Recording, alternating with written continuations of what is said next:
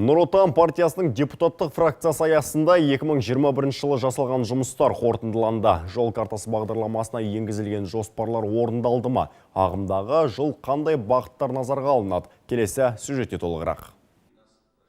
Партияның негізгі тізімінде жастар квотасы 20%-дан кем болмауы тиіс делінген. Сондықтан өңірдің белсенді жастарының кандидатурасы депутаттыққа ұсынылуда. Олардың қатарында Мұрат Ералыұлы да бар. 2020 жылдан бастап Тереңкөл ауданының кадрлық резервте тұр. Сол жұмыстармен қазір айналыстырамыз.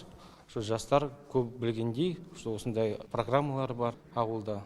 Кредит алу үшін 6% жеке кәсіпкер ашу үшін. Сол жұмыстармен жұмыс істейміз. Нұр Отан партиясының сайлауалды бағдарламасы халық қалаулылары үшін зор көмек. Себебі осы арқылы әр ауыл аймақтағы мәселелі тұстар анықталып, шешілу жолдары қарастырылады. Я лично выезжала в Майкайын. Мен өзім Майкайын кентінің Үшқұлын, Майкүбі ауылдарына бардым. Сол жерге барып, ненің жүзеге асқанын, аспағанын көзбен көрдім. Әлде істейтін жұмыстар бар. Бүгін бізде атқарушы органдарға қойылатын сұрақ: өткен жылы жүзеге аспаған жобаларға қаражат биыл бөлінеме жоқ па? Елбасы мен Нұр Отан партиясы төрағасы Қасым-Жомарт Кемелұлы тікелей қолдаумен партия 25 жылға дейінгі өзгерістер жолы әр азаматқа лайықты өмір, сайлау алды бағдарламасының болашағына сенімді жастар бағытын тиімді жүзеге асыруына, сондай-ақ 25 жылға дейінгі жастар отанға бағдарламасының орындалуына бақылау мақсатында Нұр Отан партиясының жанындағы консультативтік кеңесші орган ретінде жастарды қолдау жөніндегі облыстық қоғамдық кеңесі құрылған болатын.